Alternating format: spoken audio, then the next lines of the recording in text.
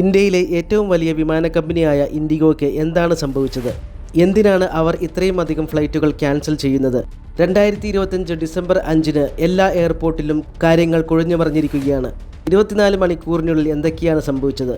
സിമ്പിളായി പറയുകയാണെങ്കിൽ നമ്മുടെ ഇന്ത്യൻ ഗവൺമെൻറ് ഒരു പുതിയ നിയമം കൊണ്ടുവരുന്നു.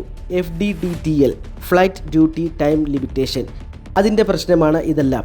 അതായത് നിയമം എന്തെന്ന് വച്ചാൽ ഗവൺമെൻറ് പറയുന്നു പൈലറ്റുമാർക്ക് കൂടുതൽ സമയം റെസ്റ്റ് വേണമെന്ന്. അതുകൊണ്ട് ആഴ്ചയിൽ 36 മണിക്കൂർ റെസ്റ്റ് എന്നത് മാറ്റി 48 മണിക്കൂർ റെസ്റ്റാക്കി. അതായത് പൈലറ്റുമാരുടെ അവൈലബിലിറ്റി കുറയുന്നു. ഒരു ദിവസം 10 മണിക്കൂർ മാത്രം ജോലി ചെയ്യുക, മാസത്തിൽ 2 തവണ മാത്രം നൈറ്റ് ലാൻഡിംഗ് നടത്തുക തുടങ്ങിയവയാണ് പുതിയ നിയമങ്ങൾ. അതായത് പൈലറ്റുമാരുടെ അവൈലബിലിറ്റി കുറയുന്നു, കാരണം റെസ്റ്റിംഗ് ടൈം കൂടുന്നു. ഫ്ലൈറ്റിനിടെ ഉണ്ടാകുന്ന അപകടങ്ങൾ കുറയ്ക്കാനും അവരുടെ മെൻ്റൽ സ്ട്രെങ്ത് കൂട്ടാനും വേണ്ടിയാണ് ഗവൺമെൻറ് ഈ നിയമം കൊണ്ടുവന്നത്.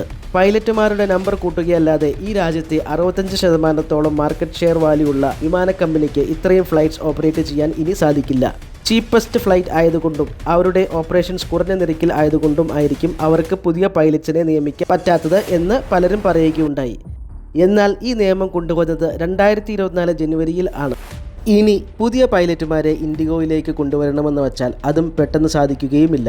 കാരണം ഒരു പൈലറ്റിന് ഒരു കമ്പനിയിൽ നിന്ന് മറ്റൊരു കമ്പനിയിലേക്ക് മാറുമ്പോൾ സീനിയർ പൈലറ്റ് ആണെങ്കിൽ 1 വർഷത്തെ മാൻഡേറ്ററി നോട്ടീസ് പീരീഡും കോ പൈലറ്റ് ആണെങ്കിൽ 6 മാസത്തെ മാൻഡേറ്ററി നോട്ടീസ് പീരീഡും വേണ്ടിവരും. ഇനി പുതിയ ഫ്രഷ് പൈലറ്റിനെ കൊണ്ടുവരണമെന്ന് വച്ചാൽ അവർക്ക് minimum number of flight hours അനിവാര്യമാണ്. മാത്രമല്ല ധാരാളം നൂലാമാലകളുമുണ്ട്.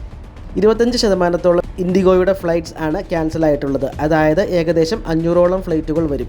കാര്യങ്ങൾ ഇത്രയും കൈവിട്ടു പോയ സ്ഥിതിക്ക് ഗവൺമെൻറ് ഇടപെട്ട് കഴിഞ്ഞു. ഇപ്പോൾ റൂളിന് ചെറിയ ഇളവ് വരുമായിരിക്കും. ചിലപ്പോൾ ഇത് തന്നെയായിരിക്കും ഇൻഡിഗോ മാനേജ്മെൻറ്റും ഉദ്ദേശിച്ചത്. പൈലറ്റുമാരുടെ സംഘടനയും ഇതിനെതിരെ വന്നിട്ടുണ്ട്. ഞങ്ങൾക്ക് റെസ്റ്റ് കൊടുക്കുന്നത് ഫ്ലൈറ്റ് കമ്പനികൾക്ക് ലാഭമല്ലല്ലോ എന്നാണ് അവരുടെ അഭിപ്രായം. ഇനി ഗവൺമെൻറ് ഇടപെട്ട സ്ഥിതിക്ക് എന്ത് നടപടിയെടുക്കും എന്ന് നമുക്ക് നോക്കാം.